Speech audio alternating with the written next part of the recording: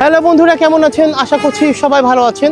আর এই মুহূর্তে আমি অবস্থান করছি ঝিনাইদহ শহরে, যেটি বাংলাদেশের অন্যতম একটি সুন্দর শহর হিসেবে সুপরিচিত। আজকে আমি ঝিনাইদহ শহরে সুন্দর সুন্দর জায়গা আপনাদেরকে দেখানোর চেষ্টা করব এবং ড্রোনের মাধ্যমে সুন্দর যে দৃশ্যগুলো সেগুলো তুলে ধরার চেষ্টা করব। আশা করছি সম্পূর্ণ ভিডিওতে আপনারা আমার পাশে থাকবেন। আমরা কিন্তু এখন ঝিনাইদহ শহর দেখতে পাচ্ছি। ছোট শহর কিন্তু বেশ গোছানো শহর, কিন্তু অনেক সুন্দর একটি শহর। আচ্ছা, এই জায়গাটার নাম কি? এটা আরাবপুর স্টার। আরাবপুর স্টার না? আচ্ছা আচ্ছা আচ্ছা। ঝিনাইদহ বাংলাদেশের দক্ষিণ এবং পশ্চিমাঞ্চলের খুলনা বিভাগের একটি ঐতিহ্যবাহী শহর। সোহেল ভাই, কেমন আছেন? আলহামদুলিল্লাহ, কেমন লাগছে ঝিনাইদহ? অসাধারণ অসাধারণ। শহরটি নবগঙ্গা নদীর তীরে অবস্থিত। এটা হচ্ছে নবগঙ্গা নদী, দেখতে পাচ্ছেন। আর এই নবগঙ্গা নদীর তীরেই কিন্তু ঝিনাইদহ শহর অবস্থিত। একটা সময় এই ঝিনাইদহের নবগঙ্গা নদীতে প্রচুর ঝিনুক পাওয়া যেত। তখন ব্যবসায়ীরা তাদের ব্যবসার উদ্দেশ্যে এখানে আসতো ঝিনুক তুলতে। আর আমাদের গ্রাম বাংলায় সাধারণত ঝিনুককে ঝিনাই বলা হয়ে থাকে, আর দাহ শব্দের অর্থ হচ্ছে গ্রাম। তাই ঝিনুক থেকেই এই ঝিনাইদহ শহরে নামকরণ করা হয়েছে। আপনারা হয়তোবা খেয়াল করে দেখেছেন যে এই যে আমরা পায়রা চত্বরটি দেখতে পাচ্ছি, এই পায়রার নিচে কিন্তু ঝিনুক কিন্তু সাজানো আছে।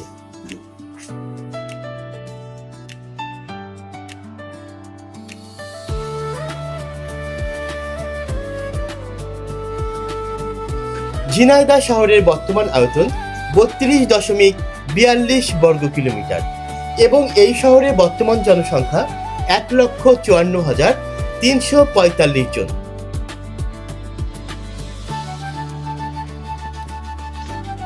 ঝিনাইদহ শহর কিন্তু বেশ পরিষ্কার ও পরিচ্ছন্ন এবং সাজানো গোছানো।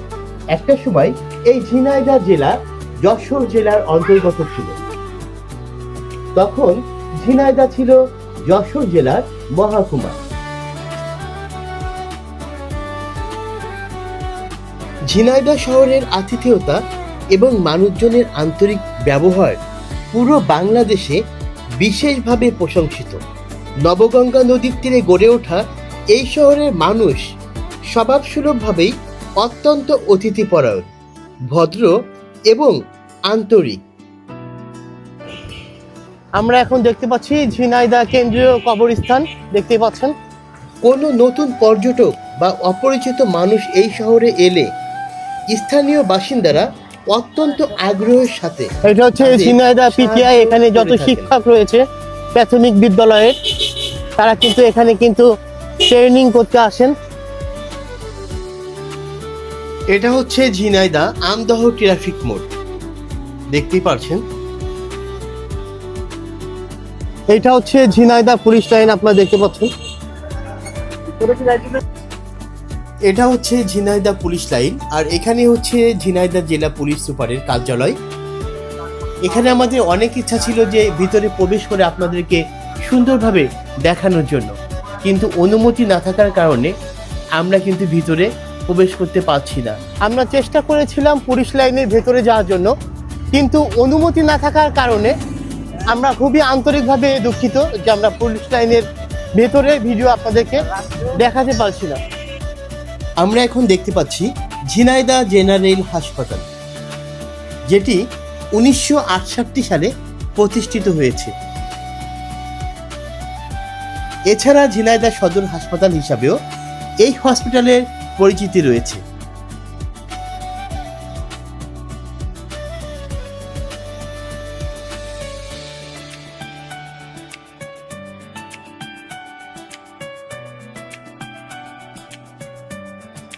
ঝিনাইদহ শহর অনেক ছোট হলেও এখানকার রাস্তাঘাট কিন্তু বেশ উন্নত। রাস্তাগুলো বেশ প্রশস্ত এবং মাঝখানে কিন্তু আইল্যান্ড রয়েছে, আর আইল্যান্ডের মাঝে গাছ রোপণ করে দারুণভাবে সাজানো হয়েছে, যেন শহরের সৌন্দর্য আরো বৃদ্ধি পায়।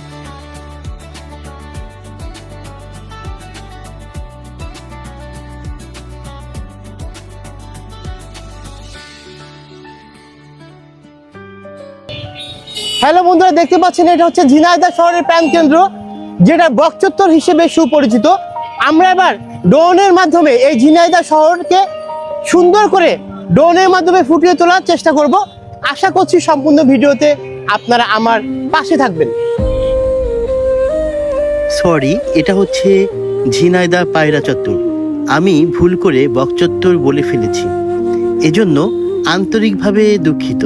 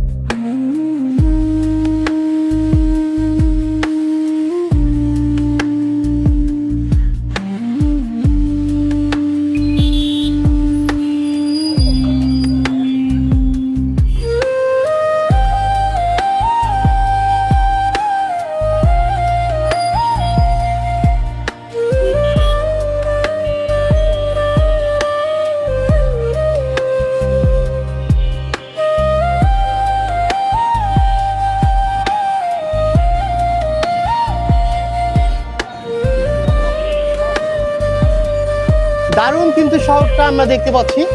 ঝিনাইদহ শহরের প্রাণকেন্দ্রে চলে আসছি আমরা। অনেক সুন্দর কিন্তু জমজমাট এই শহরটি।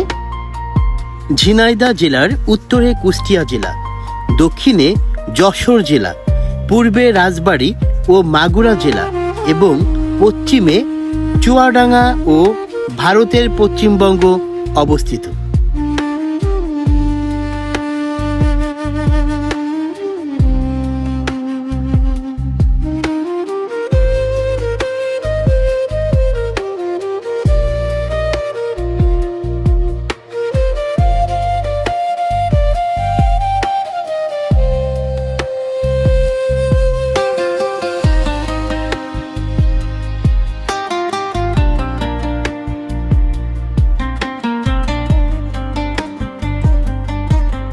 এটার নাম কি?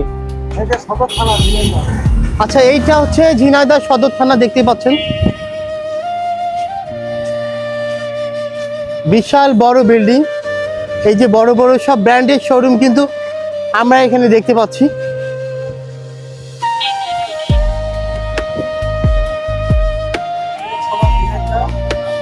ঝিনাইদহ পৌরসভার ভিতর থেকে একটু যান। আমরা কিন্তু এখন ঝিনাইদহ পৌরসভার ভিতরে প্রবেশ করব।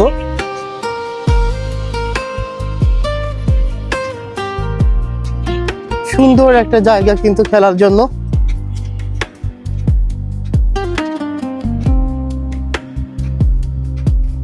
এটা হচ্ছে ঝিনাইদহ নগর ভবন। ঝিনাইদহ পৌরসভা বাংলাদেশের খুলনা বিভাগের ঝিনাইদহ জেলার সদর উপজেলার একটি ক শ্রেণীর অনেক পৌরসভা। বড় বড় শোরুম কিন্তু আমরা দেখতে পাচ্ছি, সব ব্র্যান্ডের শোরুম।